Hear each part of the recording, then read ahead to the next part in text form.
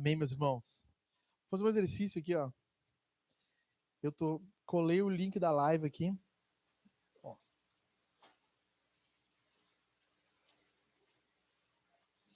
E vou disparar aqui no grupo. Esse é o momento que você pode pegar o seu celular. Mande para alguém aí, a live.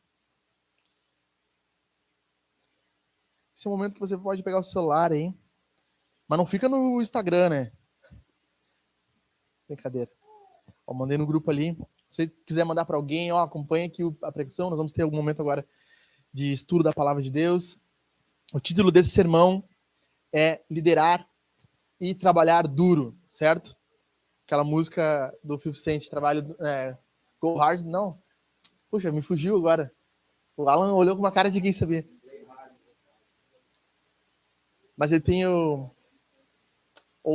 morra, esqueci agora como é que é. Faça trabalho duro ou morra, faça grana ou morra, não lembro agora. Tem uma música que é assim dele. Estamos aqui, meus irmãos, mais uma vez, mais um domingo, reconstruindo o povo de Deus, a igreja de Deus. Nós estamos passo a passo reconstruindo um povo para o Senhor Jesus. É uma alegria. Eu estou cada vez mais animado de estar aqui. As coisas estão ficando cada vez melhores. A gente está conseguindo ajeitar mais rápido, né? Ontem a gente demorou. A gente ficou aqui, acho que o Jeff deve ficar aqui uma meia hora, 40 minutos, esperando que eles estavam usando a sala aqui. A gente ficou mais uns 20 minutos ainda aqui. Então a gente conseguiu entrar para arrumar às 11 da noite quase. E aí a gente saiu daqui meia-noite e 10 por aí, né? Mas mais rápido, né? Tava demorando mais. Tá bom de ouvir isso, Odacir? Tá bom para ouvir? Tá bom? Coisa linda. É isso aí. Então nós já olhamos o capítulo 1, falamos sobre o perfil de Neemias, o perfil do reconstrutor. Vimos o que o Senhor quer de nós, nosso coração, nosso desejo por fazer algo por Jesus. E eu tenho visto o Espírito Santo trabalhando no nosso meio. Eu vejo as pessoas dispostas a fazer algo, eu quero fazer o que eu posso fazer. O Alan mandou um áudio, precisa comprar um bolo para amanhã de manhã. Daí eu demorei para responder, ele já comprei. Se precisar, eu já comprei, tá aí, né? Então, uma disposição, o Odacir também, semana passada ali, vamos carregar essa caixa junto, pesada aqui, né? O Pedro, não, deixa que eu carrego, deixa que eu carrego. Uma disposição de a gente fazer algo para Jesus, sabe? Então, eu vejo que Deus está trabalhando no nosso coração. Nós vimos no segundo sermão, ação e oração, um tempo de oração, um tempo de ação. Precisamos mesclar os dois, né? Às vezes nós oramos demais e agimos de menos. Às vezes nós agimos demais e oramos de menos. Então precisamos saber orar e agir. Tem respostas das nossas orações que somos nós mesmos fazendo algo. Levantando as nossas nádegas das nossas cadeiras e fazendo algo para Jesus. Nós estamos orando pelo nosso vizinho perdido. Senhor, converte ele. Chegou o momento de a gente se levantar e falar de Jesus para ele, ponto. Entendeu? Nós temos que fazer algo.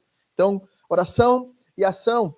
E nós vimos semana passada análise e avanço. Eu sempre estou tentando usar duas palavras para que fique gravado. Então, analisamos as coisas, vimos a nossa responsabilidade daquilo e apontamos para um avanço. Vamos avançar indiferente do que acontecer. Nós estamos do lado de Jesus e vamos adiante. Esse sermão nós vamos falar sobre liderança e trabalho duro. Nós vamos ver aqui que o grande enfoque desse capítulo é isso. Liderança e trabalho duro. Liderança, ela está subjetivamente colocada aqui. Porque o que nós vimos é Neemias organizando 38 grupos de trabalho, cara. É muita coisa. Existe uma cabeça pensante por detrás do que vai acontecer no capítulo 3. E essa cabeça pensante, Neemias, ele está liderando. Nós vamos ver lições importantes sobre liderança. E nós vamos ver lições importantes sobre trabalho duro, porque existem 38 equipes trabalhando e reconstruindo o muro. A ideia central do que eu vou falar aqui hoje é: o povo de Deus, quando crê e trabalha, nada é impossível para ele. Quando o povo de Deus entende, assimila e trabalha pelo que precisa ser feito, nada se torna impossível. Nós podemos avançar a todo e qualquer custo. Então, o que nós vamos ver aqui é um povo trabalhador. Quantas vezes a gente já chegou na José, obra da prefeitura, tem 3 caras sentados e um abrindo um buraco. O que nós vamos ver aqui é que não existe isso. Nós temos aqui pessoas engajadas em fazer a coisa acontecer. Um grupo de pessoas que não vai fazer, nós vamos ver que Neemias, ele pontua, esses caras, eles não quiseram fazer, certo? Não quiseram trabalhar. Mas nós vamos ver que a grande maioria das pessoas está trabalhando. E aqui vem um ponto interessante, já antes de começar a leitura do capítulo. Nós nos guiamos pelas pessoas que não fazem, não pelas que fazem. Eu vou chegar atrasado porque todo mundo chega atrasado. Não vou levar a Bíblia porque ninguém leva a Bíblia. Porque o fulano não leva a Bíblia. Não, nós temos que fazer a nossa parte, ainda que tenha alguém que não faça. Mas o fulano não fez isso. Não, o fulano é o fulano. A gente vai pontuar com ele que ele não fez. Mas e o que você faz? Você está fazendo o que você deve fazer. Então, nós usamos muitas desculpinhas, né, para não fazer o que deve ser feito. Costumamos agir assim, sempre se desculpando e nos fazendo de coitadinhos. Porque aquela pessoa não fez e também não vou fazer, sabe? Então, nós vamos ver isso aqui acontecendo. E ontem nós conversávamos sobre o nome de filhos, né, Helena? Filhos e filhas, se preparem. 32 versículos de nome de pessoas. Então, vai ser uma alegria. Se você quer ter um filho, você vai descobrir agora qual nome você vai colocar nele. Então, vamos ler juntos. Neemias, capítulo 3, nós vamos ler inteiro esse capítulo. Nós vamos até o final, do 1 ao 32. Então, preste muita atenção para lermos juntos. Se você tem outra versão, continue acompanhando comigo. Então, os que trabalham na reedificação das muralhas. Capítulo 3, versículo 1. Então, o sumo sacerdote, Eliasibe, se levantou com seus irmãos, sacerdotes, e reconstruíram o portão das ovelhas. Eles o consagraram e colocaram os portões no seu lugar, e continuaram a reconstrução até a torre de Sem e a torre de Hananel. Ao lado dele trabalharam os homens de Jericó, ao lado deles Zacur, filho de Enri. Os filhos de Racená reconstruíram o portão dos peixes, colocaram as vigas e os portões em seus lugares, com os ferrolhos e as trancas. Estamos recém no versículo 4. Ao lado deles, quem fez os reparos foi Meromate, filho de Urias, filho de Cós. Ao lado deste, Messulão, filho de Berequias, filho de Mesesabel. Ao lado deste, Zadok, filho de Baná. Everton, não se inspira nesses nomes. Fez os reparos. Ao lado deles, trabalharam os tecoitas. Mas os seus nobres não se sujeitaram ao serviço do seu senhor. Então, você sabe, esses caras são os chinelão. Joiada, filho de Peséia, e Mesulão, filho de Besódias, repararam o portão velho, colocaram os ferrolhos e as trancas. Ao lado deles trabalharam Melatias, Gibeonita e Jadom, o Merononita, homens de Gibeão e de Mispa, que pertenciam ao domínio do governador do além do Eufrates. Versículo 8. Ao seu lado, quem fez os reparos foi Uziel, filho de Haraías, um dos ourives. Ao lado dele, Hananias, um dos perfumistas. Ao lado destes, trabalhou Refaías, filho de Hur, governador da metade do distrito de Jerusalém. Ao lado, Jedaías, filhos de Harumafi, fez os reparos em frente à sua casa. Ao lado deles, Ratus, filho de Rassabenias, fez os reparos. Malquias, filho de Harim, e Hassub, filho de Paate, Moabe, repararam no trecho seguinte, e a torre dos fornos. Versículo 12. Ao lado dele, quem fez os reparos foi Salum, filho de Haloés, o governador da outra metade do distrito de Jerusalém. Ele e as suas filhas. 13. Hanum e os moradores de Zanoa repararam o portão do vale. Eles o reconstruíram, colocaram os portões no seu lugar, com os ferrolhos e as trancas, e ainda consertaram 500 metros da muralha, até o portão do Montouro. Versículo 14. O portão do Montouro foi reparado por Malquias, filho de Recabe, governador do distrito de Bet-Haquerem. Ele o reconstruiu e colocou os portões no seu lugar, com os ferrolhos e as trancas. O portão da fonte foi reparado por Salum, filho de Col-Rosé, governador do distrito de Mispa. Ele o reconstruiu, fez uma cobertura, colocou os portões no seu lugar, e os seus ferrolhos e as trancas. Também reconstruiu a muralha do tanque de Selá, junto ao jardim do rei, até os degraus que descem à cidade de Davi. Ao lado dele, quem fez os reparos foi Neemias, não o autor do livro, um outro Neemias, filho de Asbuque, governador da metade do distrito de Bet-Zur, até em frente aos túmulos de Davi, até o tanque e até a caça dos heróis. Versículo 17. Depois dele, os levitas, Reum, filho de Bani, e ao seu lado, Hassabias, o governador da metade do distrito de Keilá, fizeram os reparos. Depois dele, os reparos foram feitos pelos seus irmãos, Bavai, filho de Renadade, governador da metade do distrito de Keilá. Ao seu lado, Ezer, filho de Jesuá, governador de Mispa, reparou outro trecho em frente à subida para a casa das armas, na esquina da muralha. Versículo 20. Depois deles, Baruque, não o cantor, filho de Zebai, reparou com muito cuidado o outro trecho, desde a esquina da muralha até a porta da casa de Eliasibe, o sumo sacerdote. Versículo 21. Depois dele, Meremote, filho de Urias, filho de Cós, reparou outro trecho, desde a porta da casa de Eliasibe até a extremidade da casa de Eliasibe. Depois dele, quem fez os reparos foram os sacerdotes, que moravam na Campina. Depois, Benjamim e Hazub fizeram os reparos em frente à casa. Depois deles, Azarias, filho de Maacéias, filho de Ananias, reparou junto à sua casa. Depois deles, Binui, filho de Renadab, reparou outro trecho, desde a casa de Azarias até a esquina. Versículo 25. Palau, filho de Uzai, reparou em frente à esquina, da esquina e da torre que sai do Palácio Real Superior, que está junto ao pátio da prisão. Depois dele, Pedaías, filho de Parós, e os servos do templo que moravam em Ofel, fizeram os reparos até a frente do portão das águas, na direção leste e até a torre alta. Depois, os tecoitas repararam outro trecho, em frente à torre grande e alta, até a muralha de Ofel, versículo 28. Para cima dos portões dos cavalos, os sacerdotes fizeram os reparos, cada um em frente à sua casa. Depois deles, Zadok, filho de Imer, reparou em frente à sua casa. Depois dele, Semaías, filho de Secanias, guarda do portão do leste, reparou outro trecho seguinte. Depois deles, Ananias, filho de Selemias e Hanum, o sexto filho de Zalaf, reparou outro trecho. Depois dele, Mesulão, filho de Berequias, fez reparos em frente à sua residência. 31. Depois deles, Malquias, filho de um Orives, fez reparos até a casa dos servos do templo e dos mercadores em frente ao portão da guarda, até o terraço da esquina. 32. Entre o terraço da esquina e o portão das ovelhas, os reparos foram feitos pelos Orives e pelos mercadores. Olha só, hein? Quem diria que ler um capítulo inteiro assim seria tão bom? Aí você pergunta, pastor, mas como é que tu fala tão bem esses nomes? Só fala. Sabe? Esse é o segredo. Eu estudei até o ensino médio, comecei o superior e não completei. Então, como é que você sabe tão bem? É só falar. Fala com segurança, né, Jébio? Eu te falei uma vez isso, né? Fala com segurança como se esse fosse o jeito certo. E esse será o jeito certo. Então, é assim que nós falamos esses nomes. Lemos o capítulo 3 inteiro. Nós lemos aqui a lista telefônica de Jerusalém, certo? Todos os homens que tinham ali, Neemias foi listando. Claro que não todos, mas os mais importantes. O que nós vamos ver, então, é, como eu falei para vocês, liderança, trabalho duro. Nós vemos Neemias organizando a equipe e a equipe trabalhando. Você nota aqui que existe bem certinho, depois dele, então reconstruiu, depois daquele.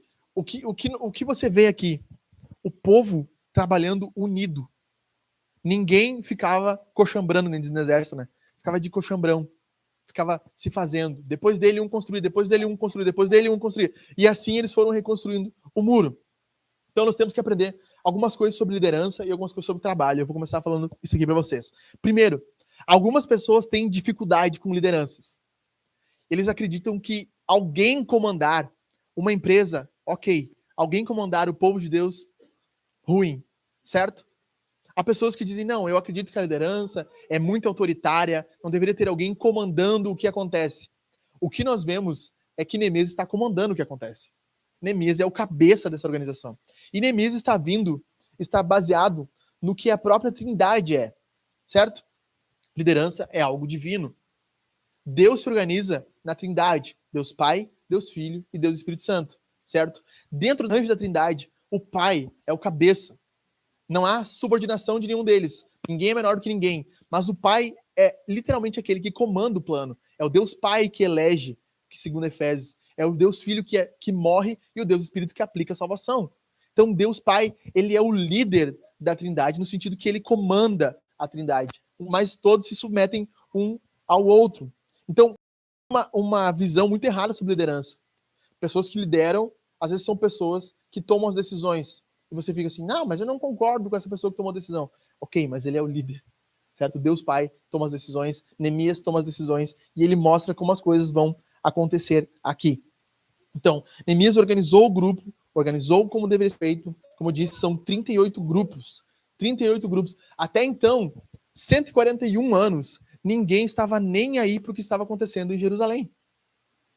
Ninguém estava nem aí, as pessoas dormiam com os portões caídos, com as coisas quebradas, com as coisas mal feitas. As pessoas dormiam. Chegou um cara de fora e organizou, falou, o José vai ter um grupo, o Jeb tem outro, o Jô tem outro, o Alan tem outro, e eles vão começar a reconstruir o muro. Alguém teve que planejar, alguém teve que sentar e ter um tempo a ver como as coisas vão ser feitas.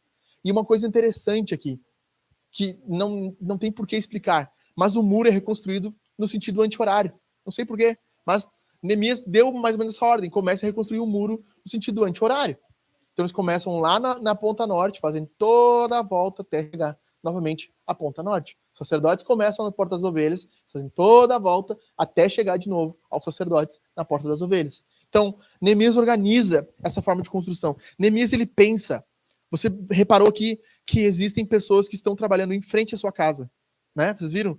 Reparou a parte em frente à sua casa. Neemias pensa, o José mora perto desse trecho do muro que está caído, então o José vai trabalhar ali, naquele trecho. Não tem por que o José andar 4 quilômetros para o outro lado e trabalhar daquele lado lá. Se acontece alguma coisa da casa dele, ele está muito distante. Então Neemias pensou em todos esses detalhes. planejou. Ele planejou como iria reconstruir, o que ele precisava fazer para reconstruir, quem as pessoas que ele ia colocar de líder para reconstruir cada grupo. Cada grupo é citado um homem. Esse homem era o líder do grupo. E tinha pessoas que trabalhavam com ele. Segunda coisa, em primeiro lugar, nós vimos liderança. Outra coisa, trabalho duro. Deus trabalhou. Deus não só lidera, mas ele trabalha.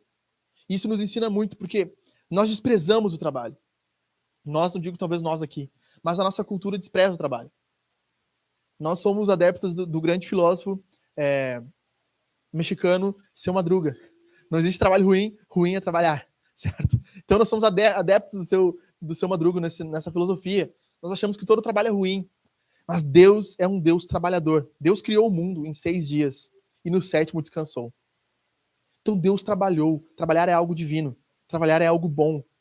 E aqui nós vamos ver homens e mulheres trabalhando, fazendo algo para Jesus, para o povo de Deus. E Neemias, não só, ele podia ter dito assim, resumido, o muro foi reconstruído por 38 equipes, ponto.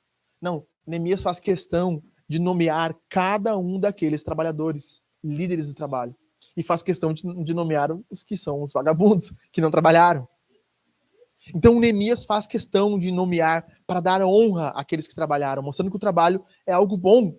Deus valoriza as coisas comuns, ordinárias.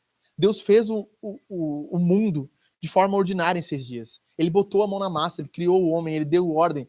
Veja, nós vamos ver aqui Deus usando sacerdotes. Nós vimos aqui Deus usando perfumistas.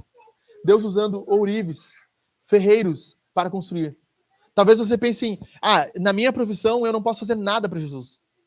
Eu trabalho vendendo óculos. Como é que eu vou fazer alguma coisa para Jesus? Você pode. A maioria das pessoas pensa que o único trabalho que glorifica Deus é o trabalho sacerdotal. A Igreja Católica tinha essa visão. Tem essa visão ainda. O clero e os plebeus. O clero é quem? O padre. Por isso que as pessoas queriam ser padre. Queriam ir para o monastério, porque para a teologia católica, o único serviço que é bom, divino, até um tempo atrás, agora mudou recentemente, é o serviço de padre, de sacerdote. E quando Lutero implementa a reforma, eu já falei isso para vocês quando eu falei sobre o trabalho dos falsos deuses, Lutero, ele implementa a reforma e ele mostra que o trabalho é algo digno e que nós devemos trabalhar para glorificar a Deus.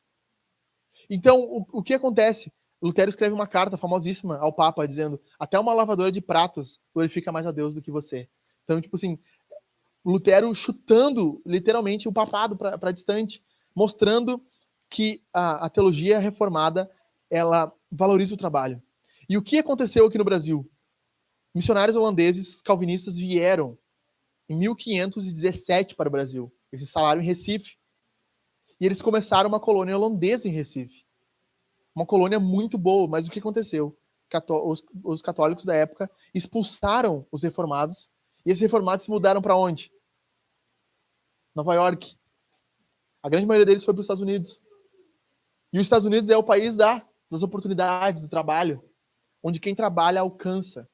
Qual é a visão? Visão reformada, visão calvinista do trabalho. O trabalho glorifica Deus. Se você trabalhar diligentemente, Deus vai honrar você. E eles foram com essa mentalidade para as 13 colônias e instituíram essa mentalidade nos Estados Unidos. O trabalho é algo bom. O trabalho valoriza. Mas aqui no Brasil nós ficamos com a mentalidade do você me dá um espelho e eu te dou o ouro. Certo? A facilidade. Nós ficamos com a mentalidade trocada. A mentalidade da troca. A mentalidade portuguesa e espanhola sobre o trabalho, infelizmente. Certo? Mas isso tem mudado, graças a Deus. Por causa de pessoas como nós, que leem a palavra, aplicam a palavra e querem valorizar o trabalho. Veja só o que Deus escreve aqui em Tito. Quanto aos servos, e aqui se você quiser trocar por trabalhadores, certo? Porque naquela época existiam servos, então hoje não existe mais. Quanto aos servos, que sejam em tudo obedientes ao seu Senhor, dando-lhe motivo de satisfação. Ou seja, nós devemos trabalhar para que os nossos chefes digam assim, cara, você é demais, você faz muito bem. Que não sejam respondões, nem furtem. Tem umas que furtam, né, galera? Nem furtem, mas que deem prova de toda fidelidade, a fim de que, em todas as coisas, o quê? Manifestem a beleza da doutrina de Deus, nosso Salvador. Paulo está dizendo, um bom trabalhador no seu trabalho mostra a beleza de Deus. trabalhar algo bom e digno, e que nós vamos ver aqui é que esses homens estão trabalhando de forma boa e digna para reconstruir o muro em Jerusalém. Então, vamos lá. Nós vamos ver aqui 8 lições sobre liderança, depois nós vamos ver 8 lições sobre trabalho. Mas deixa eu falar isso para vocês. Nós não gostamos de momentos ordinários na nossa vida.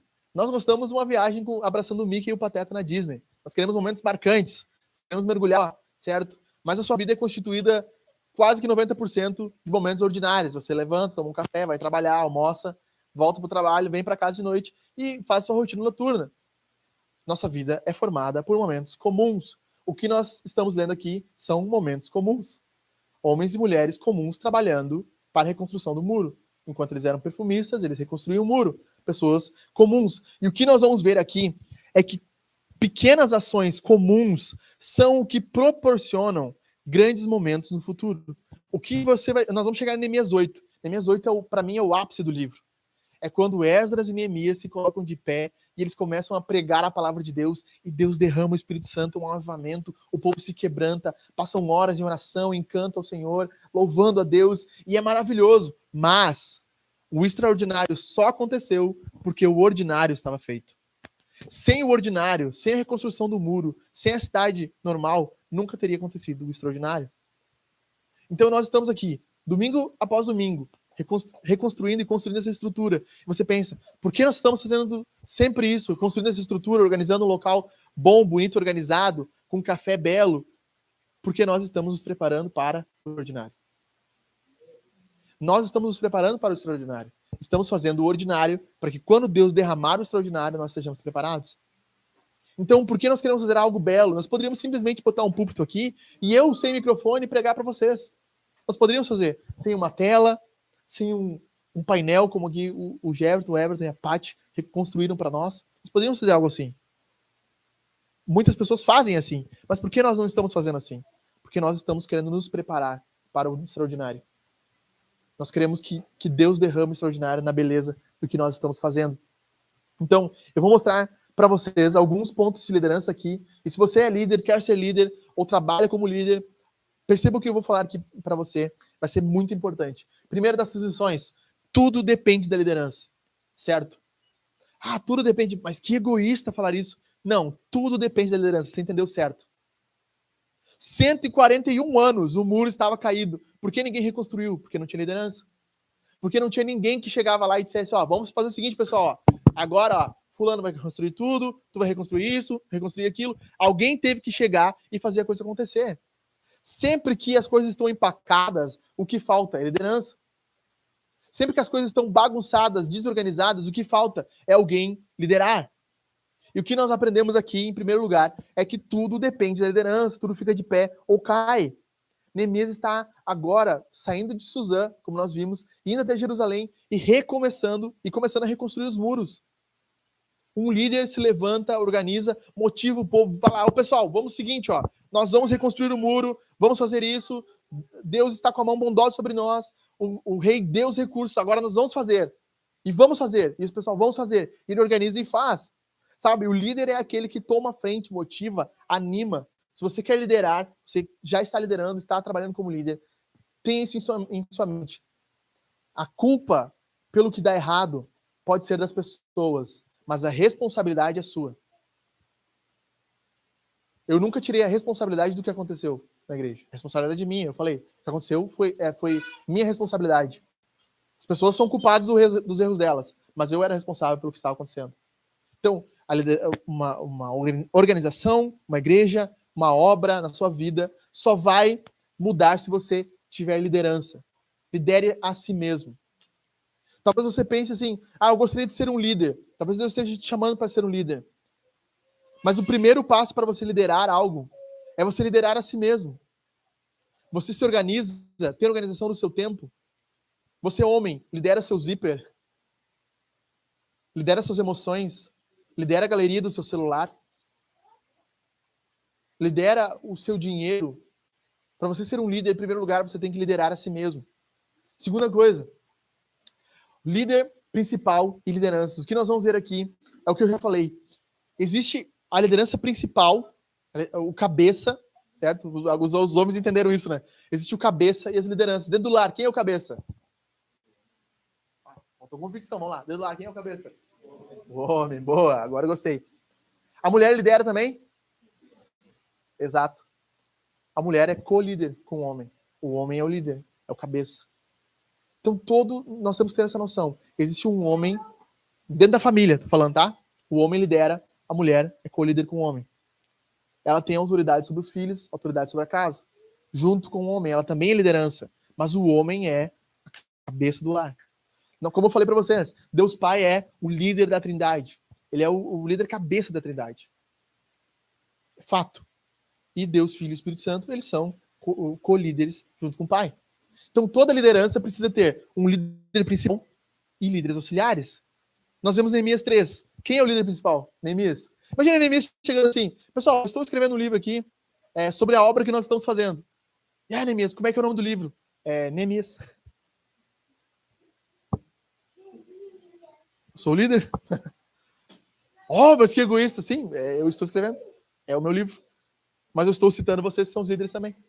Então, Neemias, ele é o líder do que está acontecendo, ele lidera, ele está à frente, ele tem a visibilidade, mas existem várias outras lideranças trabalhando com ele, que também têm autoridade sobre o povo. E o que nós vemos no versículo 5, se você viu, se você leu comigo, vai dizer assim, que os nobres não se sujeitaram ao seu senhor. O que está dizendo ali? É que os nobres não se sujeitaram ao líder deles. Neemias instituiu o líder sobre os nobres e eles disseram, não queremos essa liderança. E não fizeram a obra porque eles não queriam a liderança.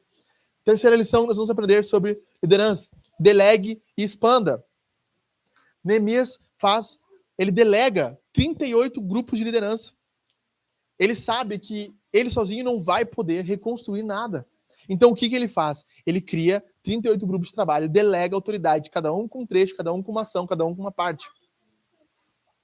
Nós estávamos no pavilhão muito bem organizados. Nós tínhamos líderes de cada área. E essa transição, ela nos bagunçou, a ponto de que eu entendo. Por exemplo, algumas pessoas diziam, onde eu posso servir? Eu queria saber onde eu posso servir. E nós estamos falando aqui sobre servir. E assim, ok, mas onde é que eu posso servir? Sabe, eu preciso saber. Então, essa semana, inspirado aqui no capítulo 3, eu criei grupos de liderança, grupos de trabalho. Eu quero apresentar para você semana que vem, uma reunião no Meet. Pessoas que vão liderar áreas, que vão ter pessoas debaixo dela, que vão estar liderando a reconstrução dessa igreja, áreas de serviço, recepção, abertura, diaconia, louvor, pessoas que estão servindo em diferentes áreas, que estão liderando diferentes áreas com diferentes pessoas trabalhando com elas, certo? Então, delegue e expanda. Quando nós delegamos, nós expandimos. Se eu tiver, uma coisa bem básica, se eu tiver que ficar no computador fazendo os slides todo domingo, o que acontece? Eu não tenho tempo para ficar com vocês. Início do culto, você vem, pastor, eu preciso de oração. Só um pouquinho que eu tô só botando o slide aqui, aí depois eu oro por ti. Não. Então, quando a gente delega, a gente também expande. Quando eu deleguei para o Pedro essa função, eu pude expandir. Eu pude sair da área de ação e, por exemplo, eu e o Jô tiramos um tempo de oração aqui antes do culto. Então, quando nós delegamos, nós expandimos. Sempre entenda isso. Você lidera. Quando você delega a autoridade, você expande. Quarta coisa, aproveite o que já tem. Isso aqui é muito sério. Neemias, nós vamos ver que grande parte do que Neemias está fazendo é restaurando e alguma parte reconstruindo, certo? Então, restaurar e reconstruir. Nós precisamos usar o que nós já temos. Preste atenção nisso aqui agora. A maioria das igrejas dos nossos dias, eles querem reinventar a roda. Isso está errado. Nós devemos olhar para a história cristã. 2000 anos de história. 2000 anos do que já aconteceu. Grandes teólogos, grandes ideias. Como tem uma frase que diz, novas doutrinas são velhas heresias. Certo? Novas doutrinas são velhas heresias. Então, muitas vezes as inovações que as pessoas inventam são coisas que já foram combatidas como heréticas. O que nós precisamos fazer? Se nós queremos reconstruir a igreja, nós precisamos olhar para o que já deu certo, para grandes homens de Deus que já fizeram. O que grandes homens de Deus fizeram no passado? Sabe? Pensar nisso. O que grandes homens já utilizaram de material? Pregação da palavra. Sabe? Então, cara, se der para diminuir a velocidade do vento só, porque vai ficar um furacão aqui. Entendeu? Eu gostei do vento, vai ficar um furacão aqui. Vê se tem como diminuir a velocidade do vento aí para nós. Quinto, líderes podem vir de dentro e de fora. O que nós vemos aqui em Neemias é que algumas lideranças surgem de dentro de Jerusalém, pessoas do povo, e algumas lideranças vêm de fora. Nós vamos ver aqui algumas pessoas que estão trabalhando, depois de um trabalho duro eu vou pontuar melhor para vocês, mas que não são pessoas do povo. Por exemplo, no versículo 2, nós temos pessoas de Jericó, no versículo 5 de Tecoa, no versículo 7 de Gibeão e Mispa. São cidades fora de Jerusalém. Cidades fora de Jerusalém. Pessoas que vêm de fora para liderar o povo e para servir. Então, algumas pessoas que vêm de fora, muitas vezes, podem auxiliar como líderes, bem como pode surgir líderes de dentro. É muito comum nós vermos grandes líderes e pensarmos, será que esse cara pode vir para cá, fazer algo aqui, com nós aqui? Então, é uma forma de nós trazermos liderança. Sexta coisa, unidade e pluralidade. Isso aqui é essencial. Nós não queremos que todo mundo seja igual. Nós vamos ver aqui nós vimos uma porção de pessoas diferentes. Um perfumista, um ourives, sacerdotes, mulheres, homens. Então, há uma pluralidade de pessoas trabalhando. O que Paulo ensina em 1 Coríntios 12? A igreja é uma pluralidade, numa unidade. Deus dá diferentes dons para diferentes pessoas. Nós vimos isso na série sobre os dons espirituais, certo? Então, cada um de nós temos diversidade, pluralidade. Alguns de nós têm um dom de falar, outros têm o dom de ensinar, outros têm o dom de orar com fé, outros têm o dom de servir. Deus vai dando diferentes dons e as pessoas vão se somando numa unidade para que as coisas sejam feitas. Então, o teu dom mais o meu dom formam uma unidade. Uma unidade no corpo de Deus. Então, se nós queremos ver os muros reconstruídos, se nós queremos ser bons líderes, nós precisamos unir pessoas de diferentes dons. Nós não precisamos de 15 Alexandres aqui. Nós precisamos de um José, de um Jô, um Pedro, de um Odacir, Dona Brígida, Sami, com diferentes dons. Eu sei que a Sami, pelo que eu descobri, ela consegue descobrir a medida só olhando. E acertou em cheio no chale de bebê. Tem um dom, né, para coisa artesanal, para costura. Então, esses dons Deus vai dando para nós. Imagina eu aqui vestido com uma roupa de rei pregando para vocês, que a Sami fez. Rei Momo. Brincadeira. Então, assim, nós temos diferentes dons que Deus quer utilizar na obra de Deus e que nós vemos isso acontecendo. Sétima coisa, honre as lideranças. Isso aqui não está mais em voga nos nossos dias. Tem um pastor, não vou citar o nome dele, ele fez uma série de vídeos falando sobre mal da cultura de honra. Porque a cultura de honra não existe dentro das igrejas, isso aí os pastores, eles se utilizam para dominar sobre o povo, não sei o quê. O que nós vemos aqui é Neemias honrando homens que trabalharam bem e lideraram bem. Versículo 20, Baruque, Neemias está dizendo, esse cara trabalhou demais, está honrando ele. Então, dentro do corpo de Cristo, dentro da igreja, até da organização onde você está, você tem que fazer com que os líderes sejam honrados. Eles devem aspirar honra, mas eles também devem ser honrados. Sabe, nós não devemos falar mal de líderes. Nós devemos nos conter quanto a isso. Se nós temos algum problema com o líder, nós resolvemos com ele. Não, porque à medida que nós desonramos a liderança, nós minamos a força da coisa. Então, qual é o problema? O líder deve ser honrado, sempre. Aqueles que estão à frente devem receber honra. A Bíblia diz em Colossenses que devem receber dupla honra, inclusive. Aqueles que estão liderando. Paulo vai dizer em 1 Timóteo, o presbítero que ensina bem deve receber salário dobrado. Então, 2 vezes o salário. Então, Paulo está dizendo que a liderança precisa ser honrada. E nós vivemos em tempos que nós não honramos. E nós não sabemos ser honrados. Quer ver? A Beca postou no grupo da Hangar lá. Postou eu acho que é da Bíblia do Hernandes aquilo, né? Um trecho da Bíblia do Hernandes falando da liderança, falando, graças a Deus, que Deus nos deu um pastor como o Alexandre. Daí eu, né, que legal, fui ver assim, obrigado, Beca, obrigado pelo reconhecimento. Eu não sabia receber direito aquele reconhecimento, né? Porque é meio assim, nós não sabemos ser honrados, mas nós precisamos aprender a ser honrados. E muitas vezes na igreja, e aqui mesmo que nós vamos ver em Neemias, o que nós temos aqui? Serviço voluntário. Ninguém está recebendo.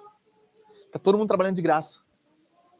A igreja, a grande maioria de nós não está recebendo. Alguns recebem algum auxílio, alguma coisinha para fazer, mas a grande maioria de nós não recebe nada. E não recebe, inclusive, honra. Ninguém chega e diz assim, pô, meu, muito bom, cara. Sabe, chegar pra parte pro Jeff e dizer assim, meu, tá lindo isso aqui, cara. Parabéns. Obrigado pelo serviço de vocês aqui. Né? Chegar pro José, muito bom, cara. Desde que tu assumiu o louvor aí, né? Assumiu tocar no violão, tá bom, cara. O Jô tá à frente. Pô, Jô, legal, cara. Tô gostando dessa liderança, puxando as pessoas. A gente não costuma honrar as pessoas que fazem as coisas. Nós achamos que é obrigação delas nos servir. Está errado. É obrigação nossa servir elas, não elas nos servir. Quando a pessoa serve, nós deveríamos honrar ela. E se ela serve bem, inclusive dizer, externar. Se você é líder, você precisa aprender a externar um feedback positivo. Muito bom isso. Nem eu falo pro Jeff, né? Tá falando pra me agradar, né? Tá falando só pra me agradar, né? Mas a gente tá falando assim só pra agradar. Pra que a pessoa se sinta bem. Se sinta amada. Sabe, Neemias podia ter dito assim, foram 5.000 homens que trabalharam nessa obra. Não. Ele fez questão de nomear cada um deles. Fez questão de nomear o que eles fizeram. Neemias está dando honra para esses caras. Honrando o trabalho duro deles. 8ª coisa. É melhor ser uma equipe. É muito melhor ser uma equipe do que ser um líder sem equipe. Certo? É muito melhor. Se nós nos juntarmos aqui como igreja e formos jogar um futebolzinho contra, sei lá, o Neymar, nós vamos jogar um futebolzinho, como é que é? Goleirinha, né? Uma goleirinha lá, uma goleirinha aqui, contra o Neymar. Certamente nós vamos perder. Brincadeira. Mas se nós botar aqui o Pedro e a Beca deitar na frente do gol, ele não faz gol. Aí é só o Jeb e o Jô segurar ele, nós roubamos a bola e fizemos gol. Ganhamos. Trabalho em equipe, entendeu? Trabalho em equipe é muito melhor que trabalho individual. Quando nós trabalhamos juntos, motivados, animados, nós temos potencial de ganhar. Nós temos potencial de fazer as coisas melhores. A união faz açúcar. Não, a união faz a força. Não faz açúcar. Quando nós nos unimos, nós temos poder para avançar. E o que nós vemos aqui é que Neemias conseguiu, como líder, unir essas pessoas de diferentes localidades, diferentes regiões. Nós vemos sacerdotes trabalhando com pessoas comuns, governadores trabalhando com suas filhas na obra, pessoas que não são da cidade, vindo para ajudar a construir.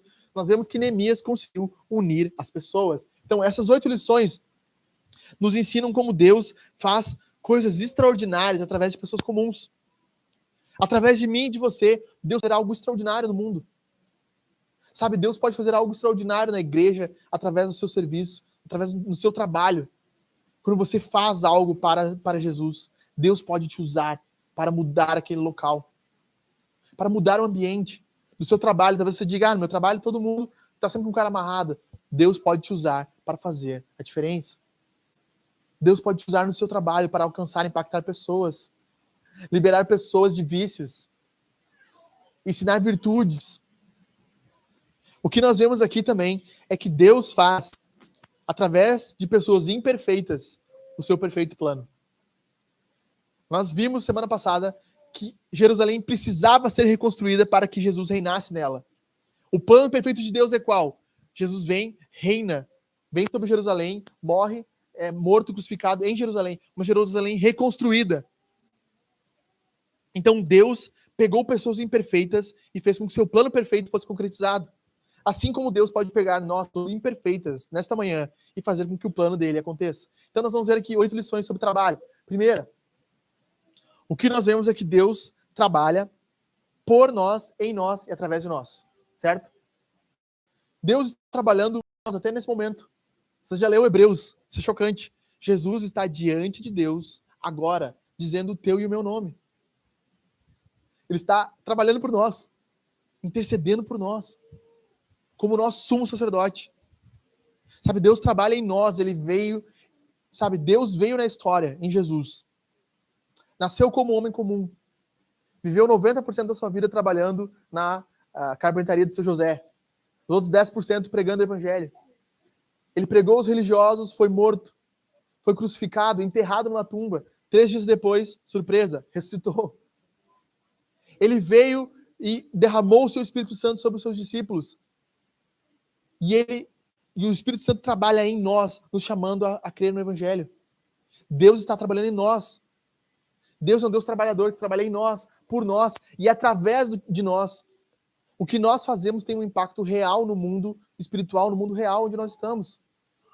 Toda vez que nós oramos pelo avanço da igreja, os demônios são repelidos.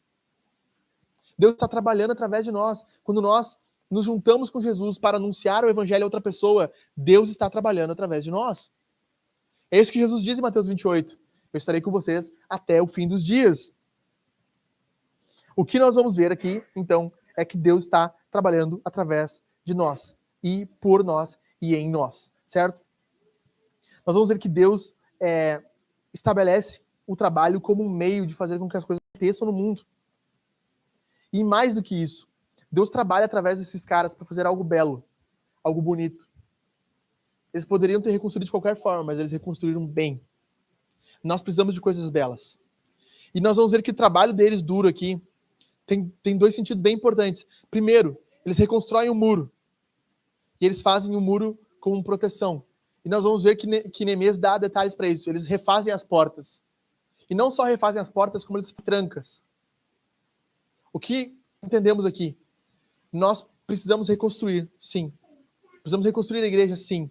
Precisamos colocar as portas, sim. Mas nós precisamos colocar tranca nas portas. Nós precisamos trancar para que inimigos não entrem. Não destruam o povo. Isso é na sua vida também. Sabe, Deus está reconstruindo algo na sua vida por meio dessa série. Você está se tornando alguém mais confiante, deixando a ansiedade, confiando em Jesus, lendo mais a palavra. Este é o momento, como nós vamos ver no capítulo 4, é que os inimigos querem invadir e destruir. E esse é o momento que você tem que colocar trancas na porta. Você tem que orar, pedindo mais proteção de Deus. Deus, este é o momento que eu estou vulnerável, onde estou tentando vencer a ansiedade, estou tentando vencer a depressão, estou tentando vencer o desânimo. Senhor, por favor, me ajude. Repila os meus inimigos. Espante os demônios. Que eu possa continuar confiante. Sabe? Reconstruir e colocar trancas. É o que nós vamos ver aqui. Segunda coisa. Todos trabalham. Todos trabalham. Sacerdotes. Nós vamos ver que homens e mulheres trabalham. Que artífices trabalham. O trabalho duro é para todos nós. É para todos nós. Eu e você estamos sendo chamados para trabalhar de forma dura. Os caras aqui, nós vamos ver mais para frente que eles vão dizer, Neemias, nós não aguentamos mais levantar pedras. O povo está cansado, está desanimado. Era um trabalho duro, um trabalho difícil. Mas homens, mulheres estavam trabalhando. Sabe? Os tecoitas, que era um povo que não era de Jerusalém, eles não só trabalharam ali, mas como eles trabalharam duas vezes. Eles reconstruíram uma parte, Neemias faz questão de dizer no 32, que eles reconstruíram outra parte do muro. Trabalharam duro ali. Nós vamos ver que todos trabalham. Terceira coisa, não sejam preguiçosos. No versículo 5, capítulo 3, que está escrito ali, que os nobres, eles não reconstruíram o muro porque eles não queriam se submeter ao seu Senhor. Homens preguiçosos. Homens preguiçosos desanimam o povo. Toda vez que nós ficamos assim, meio sem vontade no meio da igreja, toda vez que nós cantamos sem vontade, ofertamos sem vontade, servimos sem vontade, nós desanimamos as pessoas. Nós temos que ser aqui os primeiros. Vamos cantar! Cantar com voz alta. Que nem a Amanda aqui, né? Maravilhosa! Cantando bem alto. Com força. Nós precisamos cantar assim, com força. Animar as pessoas. As pessoas se sintam animadas. Servir com alegria. Quando nós colocamos o café ali, cortamos o bolo. As pessoas olham, olha esse bolo aqui maravilhoso que eu estou servindo. Nós vemos que esses caras eram preguiçosos. Não queriam trabalhar. E o que Neemias faz? Cara, Neemias pontua. Esses caras são os preguiçosos. Esses caras são os vagabundos da obra. Isso precisa ser feito. Pessoas que dão um mau exemplo dentro do povo de Deus, elas precisam ser manifestadas. Cara, esse cara, ele era um péssimo cristão. Esse cara era um péssimo homem de Deus. Ele era um péssimo líder.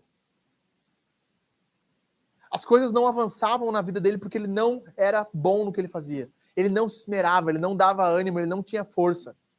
Ele tinha sempre uma desculpa. Warren Wiersbe fala que existem 3 tipos de pessoas. Os reconstrutores. Aquelas pessoas que vão reconstruir. Os destruidores. As pessoas que vão destruir o que está sendo feito. E os murmuradores. As pessoas que só reclamam. Qual dos 3 nós somos? Aqueles que querem reconstruir, aqueles que querem destruir, ou aqueles que querem ficar reclamando. Precisamos trabalhar com afinco. Quarta coisa. Sirva com a sua família. Sirva com a sua família. Nós vemos no versículo 12, e não é por acaso. Neemias vai dizer, lê para nós o 12 aí, Jev.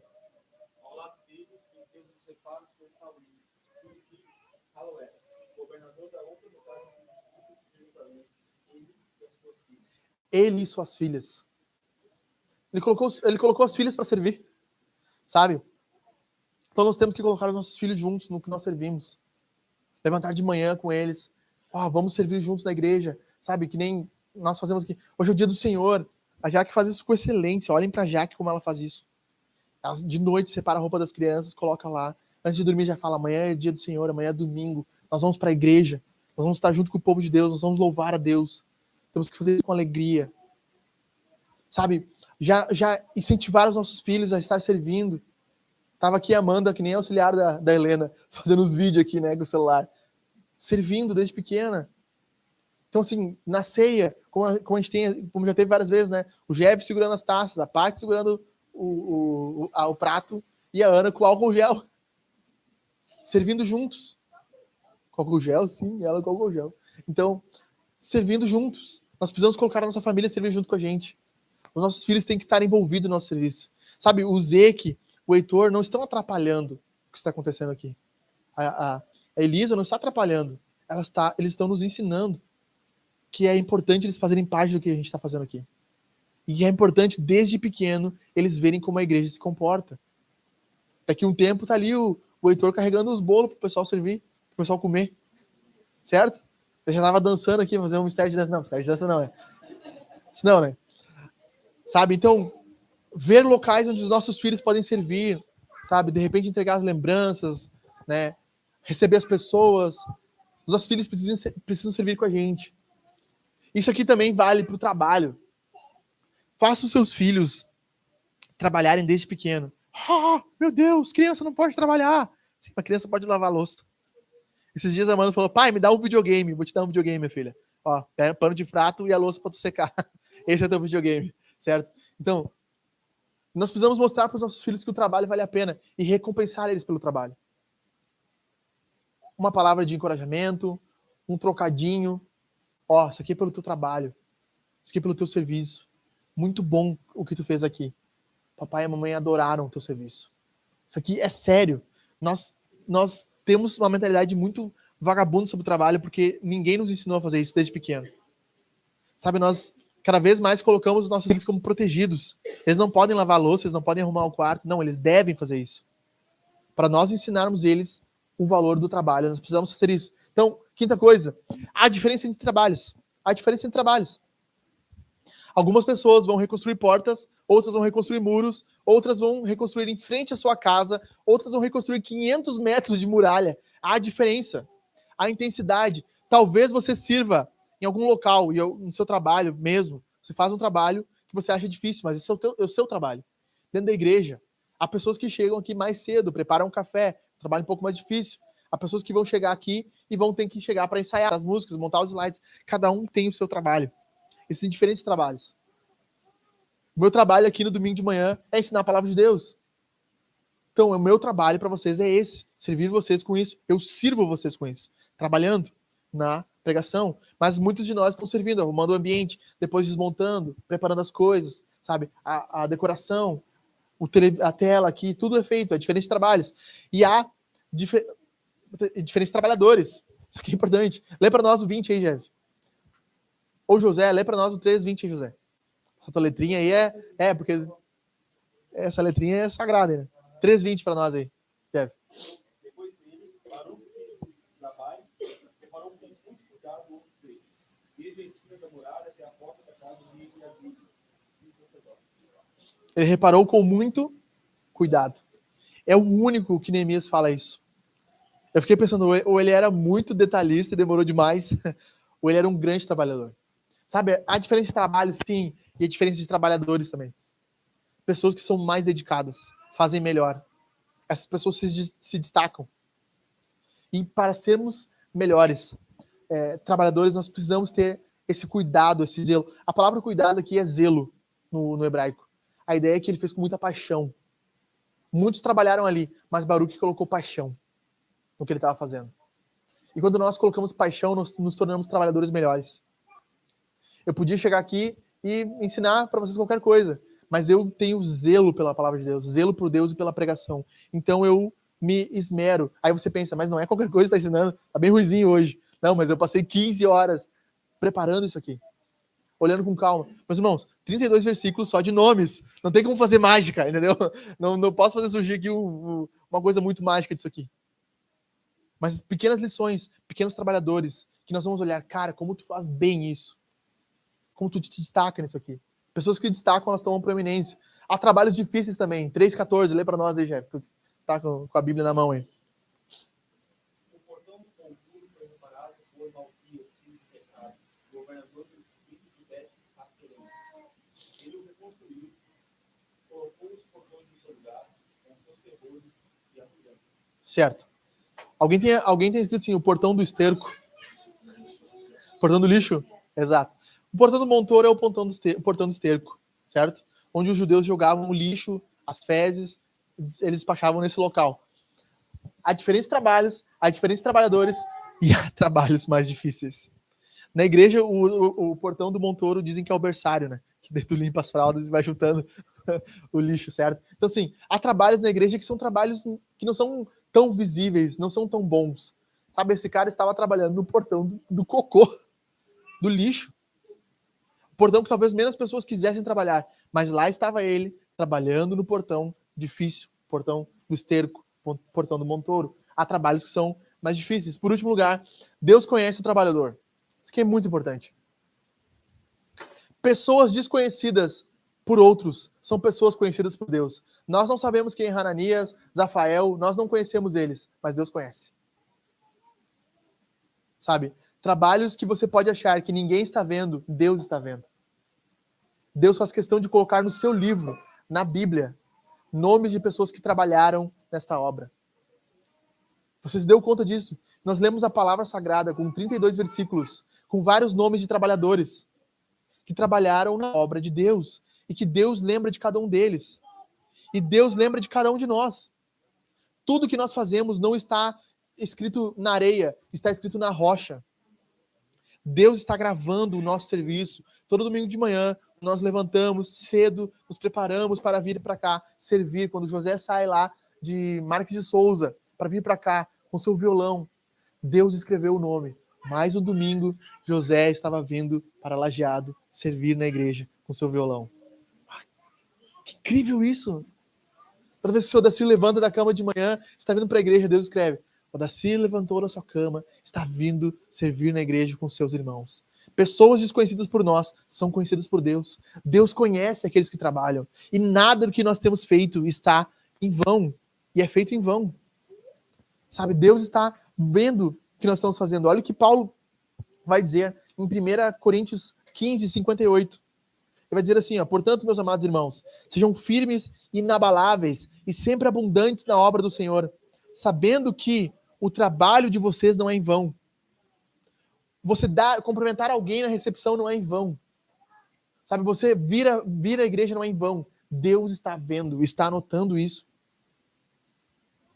Antes de ir para as aplicações, eu quero terminar dizendo aqui que há 4 tipos de trabalhadores na obra de Deus. Primeiro, os que têm o corpo fora. O que é o corpo fora? Sempre tira, né? O cara que nunca vem. Você não precisa nem contar com ele. É o cara que sempre tira o corpo fora. Vamos trabalhar, põe no grupo lá. Pessoal, nós vamos precisar de fazer um mutirão aqui. Ele nem dá o nome. Ele visualiza a mensagem e nem fala: pessoal, eu não vou. Ele só não dá o nome. É o cara que tira o corpo fora. É o cara que não responde as mensagens. É o cara que não faz questão de servir. Existe esse tipo de cara, o cara que tira o corpo fora. Segundo cara, o cara das desculpinhas. Esse cara, ele nem responde, mas o da desculpinha, ele dá sempre uma desculpa. Ah, cara, tu nem sabe. A minha avó vai trocar de faixa no judô essa manhã e eu não... Ah, cara, não vou conseguir ir no culto. Eu tenho que levar a vovó para fazer o judô. Meu cachorrinho vai saltar de paraquedas. Sabe, eu vou cortar o cabelo de um careca hoje de manhã. Não vou conseguir.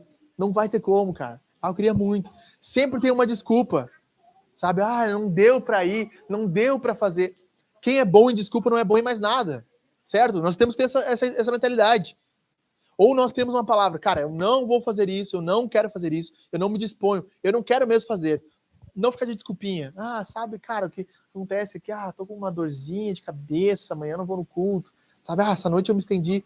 Sabe, nós temos pessoas que tiram o corpo fora e pessoas que dão desculpas. Temos pessoas também instáveis. Pessoas que começam bem e terminam mal. Sabe, talvez você é um desse tipo de pessoas. Você vem animado e, vou começar a servir na igreja e vou montar a coisa. Sabe, eu imagino que o Jeff é parte, né? Primeiro domingo, montamos. Segundo, montamos. Seja, negão, lá no 15º domingo, ele vai olhar isso aqui e dizer, Só que se ele for um cara estável, não instável, ele vai ter o mesmo ardor aqui em fazer isso aqui no 15º domingo. Talvez, né, a Sara vai estar junto, não sei, né, já vai estar junto, né. No 15º domingo ela já vai poder vir, mas daqui a 3 meses, né. Então, nós precisamos ter vontade de fazer as coisas e não ser instáveis. Muitos começam muito bem, pastor, eu vou servir aqui, não sei o quê. E quando começa a servir, ele começa a perder ânimo. Então, pessoas que tiram o corpo fora, pessoas das desculpinhas, pessoas instáveis. E nós temos o 4º grupo, que eu não consegui achar um outro nome. Eu gosto desse nome. São os caras pau-ferro, que a gente chama. É o cara que tá para toda obra. Nós vamos ter que levantar um carro. Bora, vamos pegar 8 caras que nós vamos levantar. Sabe? Tem aquele vídeo do cara com um Uno estacionado entre uma moto e um outro carro e não sobra espaço. Ele tá ali esperando os caras conversando, tirar a moto, ele quer saber? Ele levanta o Uno aqui e vai empurrando, tira a traseira do meio da vaga. Então, assim, caras pau-ferro. Homens e mulheres que eles não veem empecilhos, eles veem oportunidades. Isso aqui é muito difícil, é isso aqui que eu vou fazer. É o mais difícil, eu quero fazer o mais ralado. E se tiver que me ralar, eu vou me ralar. Se tiver que ser o portão do Montoro, eu vou fazer o portão do Montoro. Eu tô aqui para servir, eu sou pau-ferro. Nós vimos certinho quem eram os caras pau-ferros da igreja quando aconteceu a confusão. Nós vimos certinho. Os caras que estavam ali pronto a ficar e a bater o pé. Não, isso aqui tá certo. Não interessa a consequência, nós vamos nos manter aqui. Nós vimos certinho isso acontecendo. Pessoas, meus irmãos, que diante de mim, quando nós entrevistamos para se tornar membros, disseram assim, eu vou morrer aqui nessa igreja. Tomara que tu morra na outra igreja. Tomara que tu morra, dê tua vida na outra igreja. Então, porque tu te comprometeu a dar a tua vida aqui e não deu. Então, assim, pessoas que não honraram sua palavra, que não deram o seu afinco de fato. Isso está completamente errado. Então, temos 4 tipos de trabalhadores. Corpo fora, que nem aparece. O desculpinha, que dá as desculpas. Um estável, começa bem, termina mal. E o pau-ferro. Qual nós seremos? Qual seremos? Para nós finalizarmos aqui, então, para refletir e aplicar. Trabalho duro muda tudo. Trabalho duro muda a cara de ambientes. Nós estávamos aqui ontem, 11 da noite. Alguns de nós já estavam dormindo. 00:30, nós estávamos aqui, né, Jev? Saindo. As pessoas estão dizendo, o que vocês estão fazendo no hotel é incrível. Ninguém fez uma coisa assim. Por quê? Trabalho duro. Trabalho duro. Fazer as coisas bem feitas, montar uma estrutura. Trabalho duro. Trabalho duro muda ambientes. Há momentos que nós precisamos, como Neemias, organizar, mas há momentos que nós temos que fazer. Botar a mão na massa. Fazer a coisa acontecer. Sabe, a qualidade do que nós fazemos está diretamente ligada à nossa disposição de fazer. Nós podemos fazer aqui uma coisa, sabe, mal feita, de qualquer jeito, mas nós queremos fazer o melhor. A nossa disposição em fazer o melhor é que muda o ambiente. De fazer uma coisa diferente é o que muda o ambiente. Isso que nós precisamos ter. Esses caras queriam fazer algo que durasse, e durou até Jerusalém ser destruída no ano 70. São aqui quase 500 anos, os muros permaneceram de pé.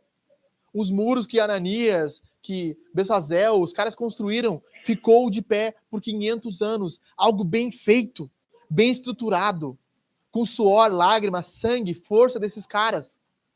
Eu pergunto para você, você quer fazer algo que vai durar para sempre? Você quer construir uma igreja que passe de gerações?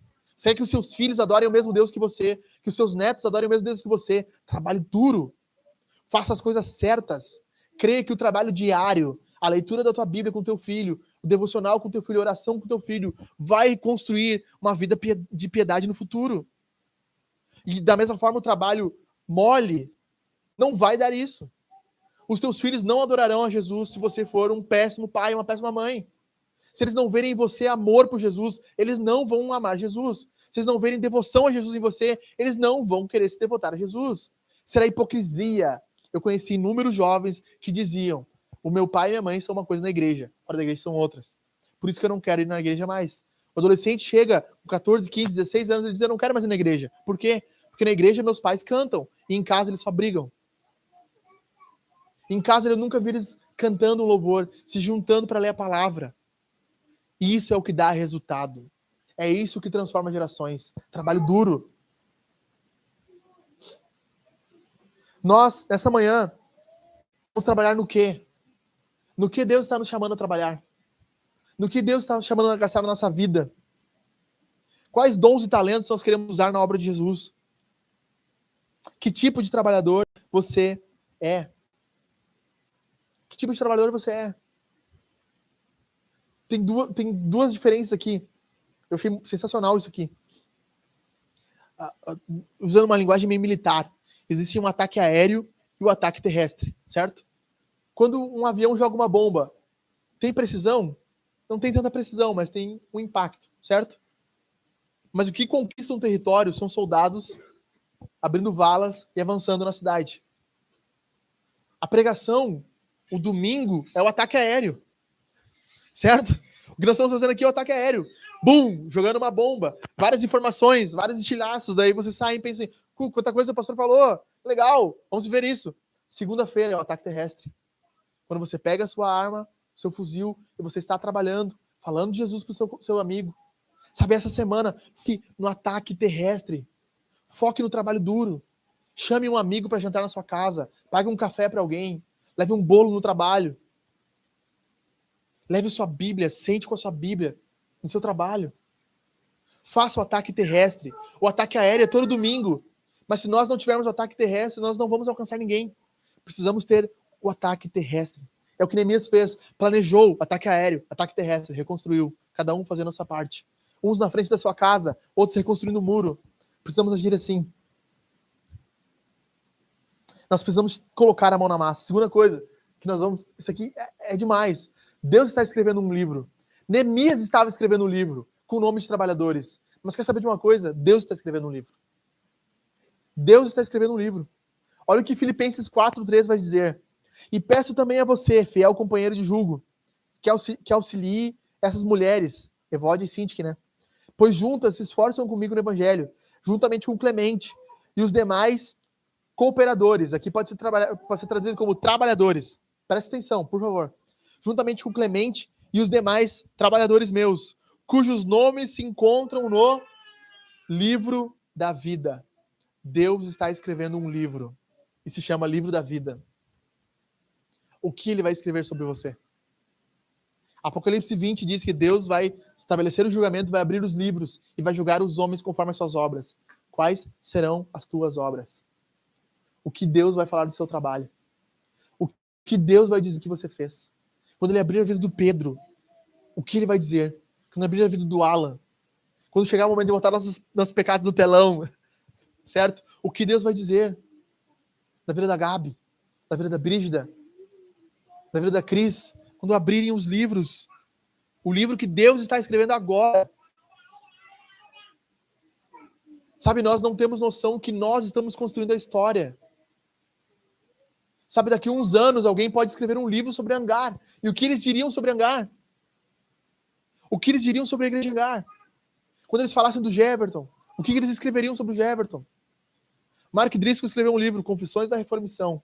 E ele escreve como a igreja dele começou de 0 membros até 20 mil. Ele escreve passo por passo, período por período. E ele vai citando o nome de obreiros, de pessoas, diáconos, presbíteros, algumas pessoas para a desgraça delas. Que ele teve que mudar o nome, inclusive. Mas algumas pessoas para o louvor delas. Pessoas que serviram bem. Quando Deus escrever a história de Angar, quando nós estivermos diante de Deus na eternidade, o que Deus dirá sobre nós, Everton? Sobre o nosso trabalho. O que Deus dirá sobre nós. Sobre o que nós fizemos com o que Ele nos deu. Sobre a nossa família. Sobre os nossos filhos. Para finalizar, para terminar. Jesus é um Neemias maior e melhor. Vocês sabem que nós sempre terminamos assim. Jesus organizou o povo de Deus. Ele criou uma igreja. Mateus 16, ele diz: eu edificarei a minha igreja. Este é o meu povo. A porta do inferno não vai prevalecer contra ela. Jesus organizou a igreja. Ele veio ao mundo, ele viveu uma vida perfeita, santa, sem pecado. Ele morreu por você e por mim. Ele ressuscitou ao 3º dia, venceu o diabo, Satanás, o pecado. Ele nos deu poder para avançarmos na luta contra o pecado, para derrotarmos o inferno, para expelirmos demônios. Ele nos deu esse poder. Ele está trabalhando em nós, por nós, através de nós. E aqui estamos nós. Aqui estamos nós, por causa do trabalho de Jesus, por causa do nosso líder Jesus, por causa do cabeça da igreja, que é Jesus. E deixa eu dizer uma coisa, que assim, não, isso aqui Spurgeon falaria, mas a maioria dos comentaristas não falaria. Neemias capítulo 3, versículo 1. Os sacerdotes começaram reconstruindo pela porta das ovelhas. Versículo 32. Eles encerraram reconstruindo na porta das ovelhas. Eles entenderam que o principal que precisaria ser feito era o local onde a adoração era feita. A tua vida e a minha começam em Jesus. E elas devem terminar em Jesus. É tudo sobre Jesus.